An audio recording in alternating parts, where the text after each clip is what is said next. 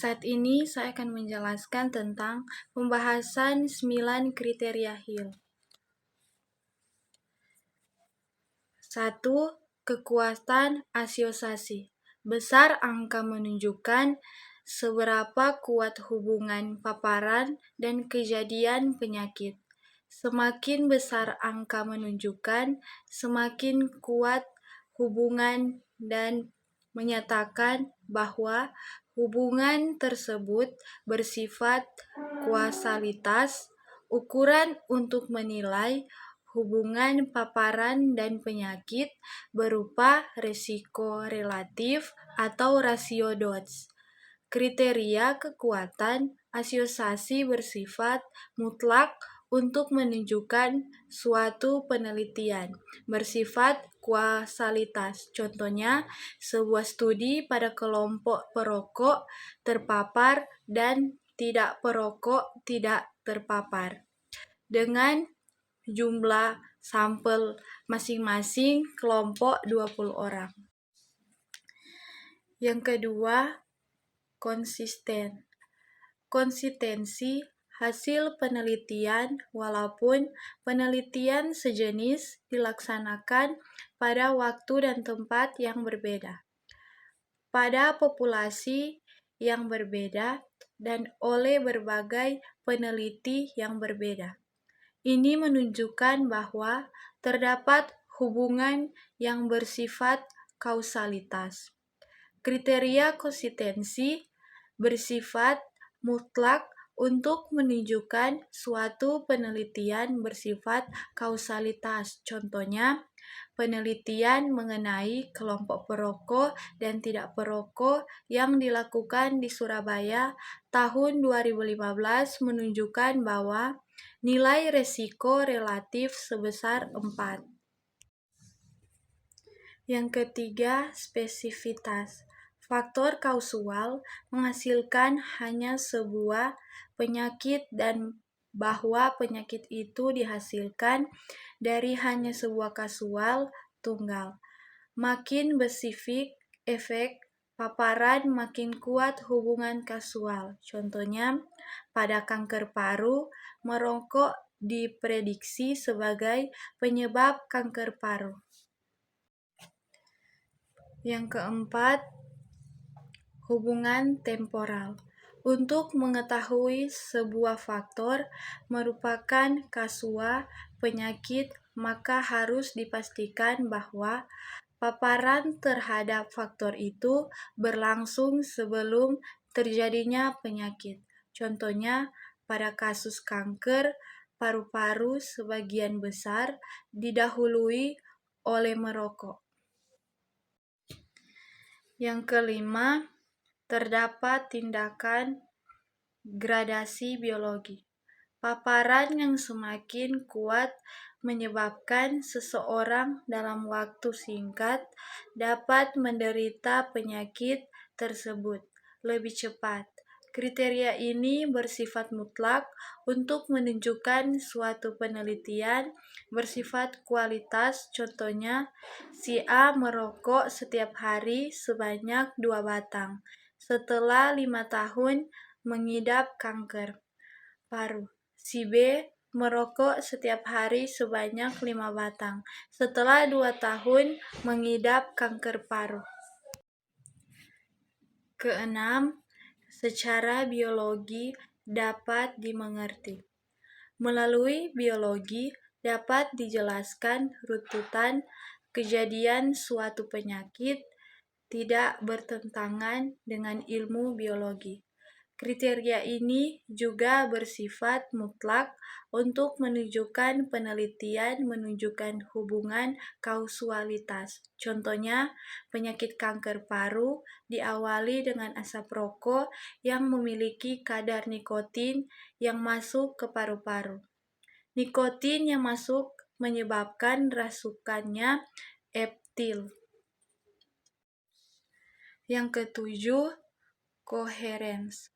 koherensi pada perjalanan penyakit, biologi, dan epidemiologi, sehingga pada akhirnya memberikan pemahaman yang sama Namun, kriteria koherensi bukan merupakan syarat mutlak. Penelitian dinyatakan sebagai kausalitas. Contohnya, merokok dapat menyebabkan terjadinya kanker paru yang sesuai dengan riwayat alamiah penyakit, biologi, dan epidemiologi. Yang ke-8, bukti eksperimen. Bantuan kekuatan hubungan kausalitas dapat diperoleh dengan medical record trial, intervensi, dan studi pada hewan. Contohnya, pada percobaan lab, tar yang dioleskan pada telinga kelinci dari waktu ke waktu akan menyebabkan timbulnya kanker. Tar pada tembakau merupakan bahan karsinogen penyebab kanker. Yang ke-9, analogi.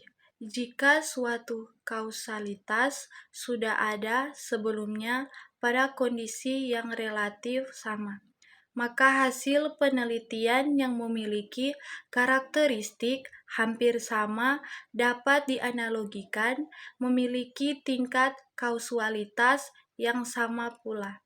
Contohnya, tahaladom inen dapat mengurangi mual-mual pada ibu hamil. Pada 5 tahun berikutnya, banyak ibu-ibu yang anaknya mengalami cacat. Saat ini saya akan menjelaskan tentang ukuran-ukuran epidemiologi.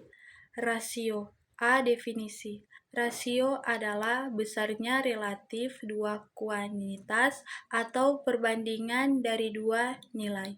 Rasio dihitung dengan membagi satu interval atau variabel skala variabel oleh yang lain.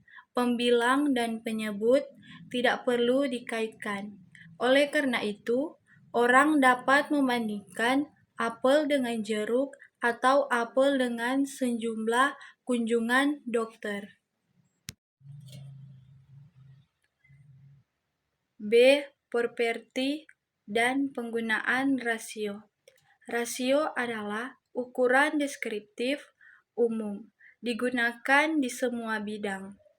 Dalam epidemiologi, rasio digunakan sebagai tindakan deskriptif dan sebagai alat analitik. Proporsi. A. Definisi. Suatu proporsi adalah perbandingan bagian dengan keseluruhan. Ini adalah jenis rasio di mana pembilang termasuk dalam penyebut. Anda dapat menggunakan proporsi untuk menggambarkan berapa bagian dari pasien klinik yang dites positif HIV, atau beberapa persentase populasi yang lebih muda dari 25 tahun. B. Properti dan penggunaan proporsi.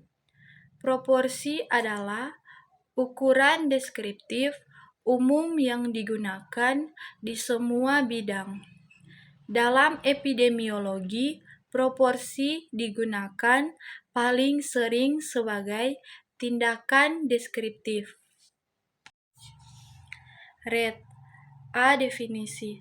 Dalam epidemiologi, rate atau laju adalah ukuran dari frekuensi terjadinya suatu peristiwa dalam populasi tertentu selama periode waktu tertentu. Karena angka-angka menempatkan frekuensi penyakit dalam perspektif ukuran populasi. Angka ini sangat berguna untuk membandingkan frekuensi penyakit di lokasi yang berbeda, pada waktu yang berbeda, atau di antara kelompok orang yang berbeda. Dengan populasi, ukuran yang berpotensi berbeda, yaitu tingkat adalah ukuran risiko. Kesimpulannya dari kedua pembahasan ini adalah Sir Austin Bravron Hill mengemukakan 9 hal yang perlu ditegakkan dalam membedakan suatu faktor yang dicurigai sebagai kausa. Ukuran dalam epidemiologi dapat dimanfaatkan untuk mempermudah petugas kesehatan dalam mengelola data-data. Hasil dari pengolahan data-data ini nantinya akan membantu dalam proses identifikasi wabah, menghitung kebutuhan pelayanan kesehatan, masalah keterjangkauan, perubahan diagnosis, dan mengamati perubahan dalam pengobatan.